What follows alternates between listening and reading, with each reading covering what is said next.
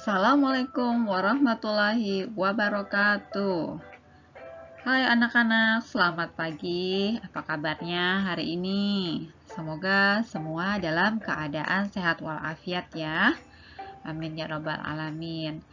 Anak-anak, bertemu lagi di video pembelajaran kali ini di tema 8, keselamatan di rumah dan di perjalanan bersama Wahyu.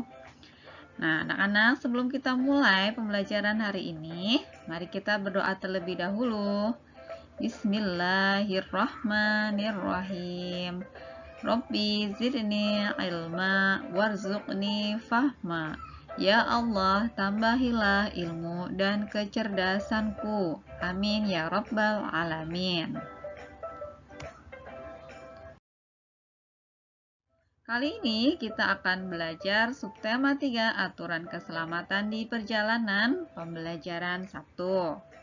Nah, anak-anak, ketika kalian berada di jalan, kalian harus perhatikan rambu-rambu lalu lintas.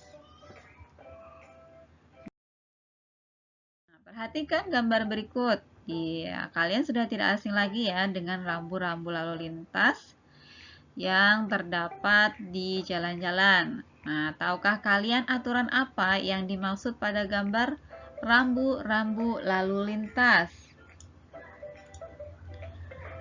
Manakah rambu yang berisi aturan dilarang masuk? Nah, ya, yaitu gambar yang berwarna merah, di tengahnya ada tanda strip. Nah, itu artinya dilarang masuk. Kemudian manakah rambu yang menunjukkan tempat parkir? Ya, yaitu gambar yang berwarna biru, di mana ada tanda P-nya, ada huruf P-nya. Kemudian manakah rambu yang berisi aturan dilarang parkir? Itu gambar P yang disilang oleh warna merah. Nah, itu artinya rambu yang berisi aturan dilarang parkir. Ya.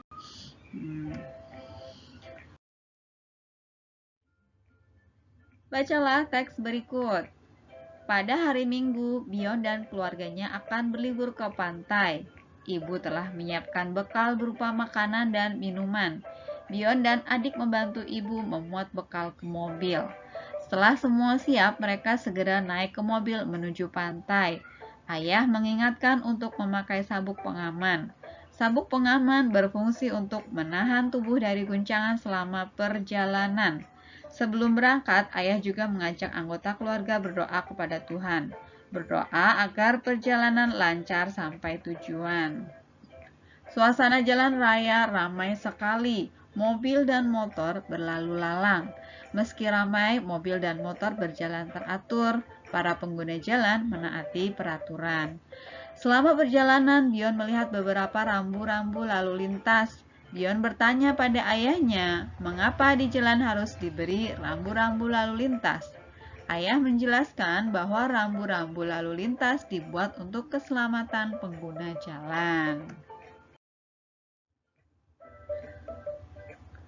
Nah, pada bacaan di atas tadi terdapat penggunaan huruf kapital. Ya, apa itu huruf kapital? Huruf kapital sama artinya dengan huruf besar. Nah, huruf kapital biasanya digunakan untuk yang pertama huruf pada awal kalimat, kemudian untuk nama orang, yang ketiga nama Tuhan, yang keempat nama tempat, yang kelima nama hari. Nah, contoh penggunaan huruf kapital yang terdapat pada bacaan teks di atas tadi. Nah, yang pertama yang terdapat pada awal kalimat. Nah, tadi itu ada ibu telah menyiapkan bekal berupa makanan dan minuman. Nah, awal kalimat itu menggunakan huruf besar atau huruf kapital. Kemudian yang kedua untuk nama orang. Nah, kalimatnya selama perjalanan Bion melihat beberapa rambu-rambu lalu lintas. Nah, di sini huruf B karena nama orang itu menggunakan huruf besar atau huruf kapital. Yang ketiga digunakan untuk nama Tuhan. Nah, ada pada kalimat sebelum berangkat ayah mengajak anggota keluarga berdoa kepada Tuhan. Nah, T di sini huruf besar karena nama Tuhan. Nah, itu dia beberapa contoh-contoh penggunaan huruf kapital. Nah, kalian coba kerjakan buku paket latihannya ya. Kerjakan buku paket halaman 84 ya. Ayo mengamati. Nah, selanjutnya coba kalian amati gambar kalender berikut ini dengan teliti. Nah, kalender di sini ada hari yaitu dari hari Minggu, Senin, Selasa, Rabu, Kamis, Jumat, Sabtu ya. Tahukah kamu berapa hari dalam satu minggu? Iya, jadi satu minggu ada 7 hari, yaitu ada hari apa saja? Ada hari kita biasanya memulai aktivitas dari hari Senin, Selasa, Rabu, Kamis, Jumat, Sabtu, dan Minggu.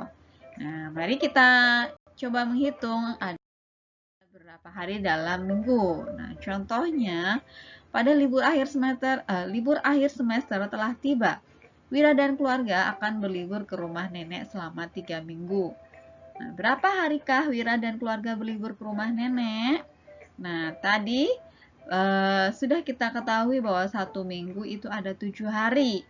Nah, sekarang kalau 3 minggu itu berarti ada 3 kali 7 hari, yaitu sama dengan 21 hari.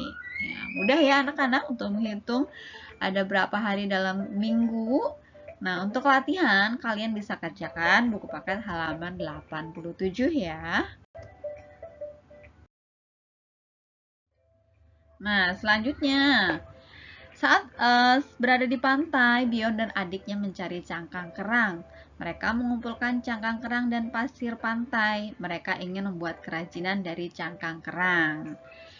Nah, ini contoh kerajinan 3 dimensi dari cangkang kerang ya. Jadi, cangkang kerang itu dapat dibuat menjadi kerajinan 3 dimensi. Nah, kalian masih ingat nggak apa itu kerajinan karya seni 3 dimensi? Jadi, karya seni 3 dimensi adalah karya seni yang memiliki ukuran panjang, lebar, dan tinggi atau ketebalan. Jadi, tidak cuma sekedar datar aja ya. Kalau yang datar itu berarti satu dimensi. Contohnya gambar itu satu dimensi. Kemudian untuk contoh karya 3 dimensi adalah contohnya di sini kerajinan. Nah, di sini ada beberapa gambar contoh kerajinan dari cangkang kerang. Nah, cantik-cantik dan lucu-lucu ya hasilnya ya, bagus-bagus. Nah, ini ada hasilnya, ini ada gambar kerajinan yang berasal dari cangkang kerang, bentuknya seperti peri begitu ya, dia punya sayap. Kemudian ini ada contoh kerajinan yang berbentuk hewan, ada juga gantungan kunci, dan ini ada juga gantungan hiasan. Nah, selanjutnya, ayo menyimak. Nah, berikut ada pembuatan kerajinan cangkang kerang. Langkah awalnya sebelum membuat karya dari cangkang, siapkan kerang dengan mengikuti tahap berikut. Yang pertama, pilihlah cangkang terbaik. Kemudian, yang kedua, bersihkan cangkang dari kotoran. Pembersihan dapat dilakukan dengan menggunakan cairan pemutih dan deterjen ya. Yang ketiga, keringkan cangkang di bawah terik matahari. Bila telah benar-benar kering, cangkang kerang baru bisa digunakan untuk membuat kerajinan sederhana. Nah, selanjutnya bagaimana cara membuat kerajinan dari cangkang kerang? Nah, yang pertama, buatlah rancangan bentuk kerajinan terlebih dahulu. Kalian mau bikin bentuk seperti apa? Mungkin tadi seperti contohnya ada yang berbentuk hewan ya. Kemudian siapkan alat dan bahan lainnya, misalkan lem tembak, kawat kecil, untuk menyambung beberapa bagian cangkang kerang. Kemudian ada tang, cat, vernis, amplas, pisau, bor kecil jika diperlukan, dan kuas. Jadi, gunakan alat dan bahan yang kalian butuhkan. Yang ketiga, pilihlah cangkang kerang dengan bentuk dan ukuran yang sesuai dengan rancangan yang telah direncanakan. Yang keempat, rangkai cangkang-cangkang kerang satu persatu dengan lem tembak ya. Gunakan kawat untuk memperkuat dan menyatukan rangkaian cangkang yang besar dan berat. Kemudian, jika diperlukan, beri vernis sehingga hasil barang kerajinan tangan yang dibuat tampak mengkilat dan indah. Boleh juga menggunakan cat untuk mendapatkan warna-warni yang indah.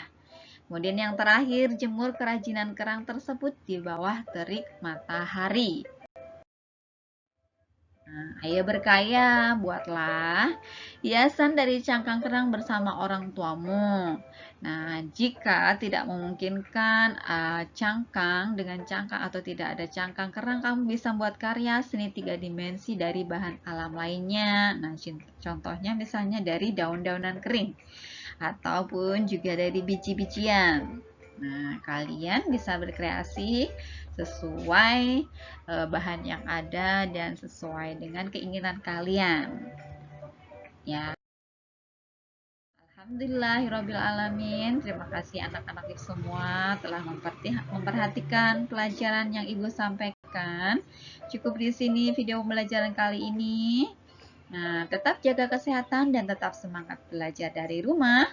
Wassalamualaikum warahmatullahi wabarakatuh.